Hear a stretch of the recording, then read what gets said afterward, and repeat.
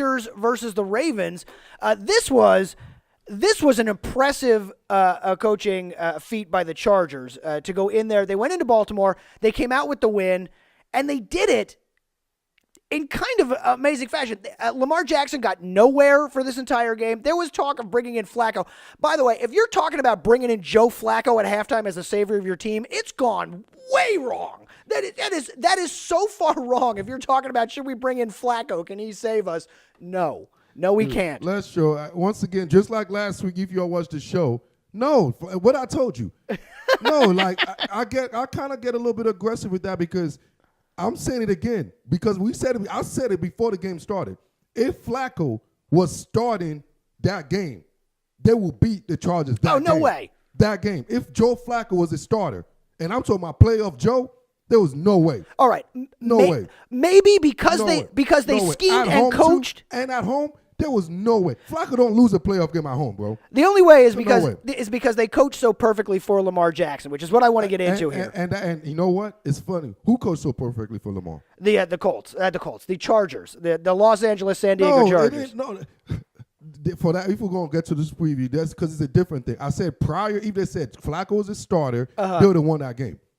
If they're going to that week, naming Flacco the starter, they would have won that game. Oh, naming him? Yes. Oh, I thought you meant showing up on Sunday. No, I'm saying if Flacco was a starter throughout and going to that game. No way. Yes, he would have been. Anyway, it's neither here because we're never going to see that happen. We're never going to see it happen. So now, this is probably my favorite fucking game.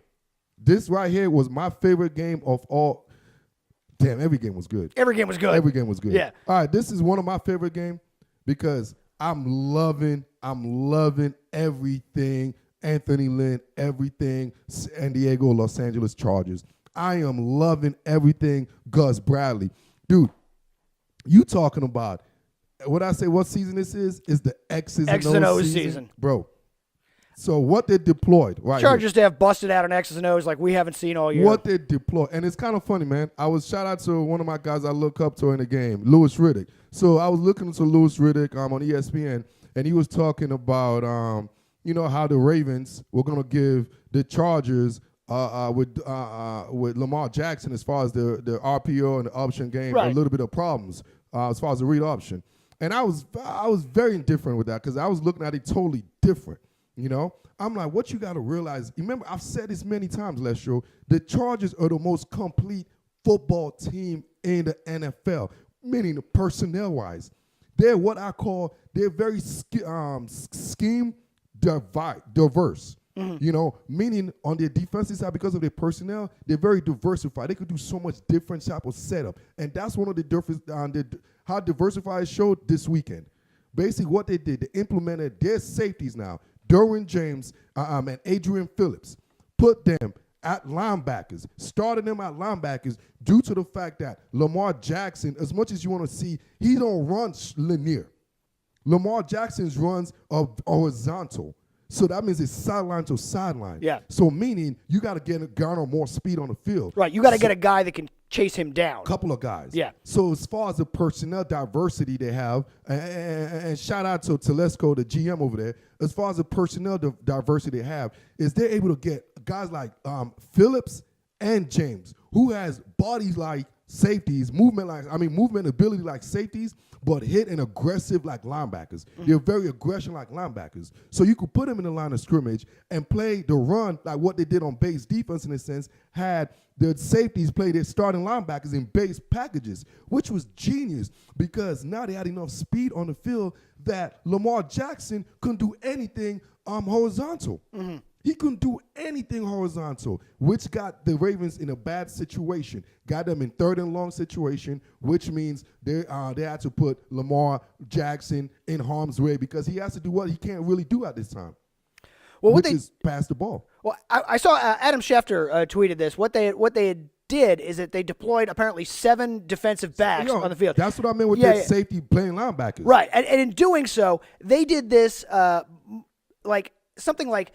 they did something like 5 times on one game that all the teams combined had done it during the season, and that was how they confused him. This is something that we hadn't seen all season. No. What they basically did, just to break it down, is when the Ravens, where the Chargers got this from, what they got the beat from, the Ravens played the Cleveland Browns. Remember when they played the Browns with Baker and them, the last game of the season? Right, final game of the year. So the Browns basically accidentally went into that personnel group because they were behind and they just had to figure something out. And that actually worked for them. Mm-hmm. You know what I'm saying? With Jabril Peppers and those company playing linebacker in a sense, just like Derwin James. You know, so that kind of worked. So that's what I'm talking about as far as coaching. So that's what Gus Bradley and brought up to Anthony Lynn and company, like, hey, guess what? We have the scheme and we have the personnel as far as the diversification of our personnel grouping, and we have enough guys as far as skill set wise that could play a multitude of positions. You know, Desmond King could play inside, outside, safety. You know, you got Jalil Adil could play the free safety. He could come in the box. So what I mean, you have a diversified skill set in the secondary. And they deployed that. Gus Bradley deployed that, but they did get the heads up from the Cleveland Browns. Here's the stat I was talking about. They used 7 defensive backs on 58 of the 59 snaps on Sunday. They used 7 defensive backs 50 times in the regular season, which was 5% of their total snaps. No team had used 7 DBs on more than 18 snaps for a game this season. They used them on 58 of 59 out there.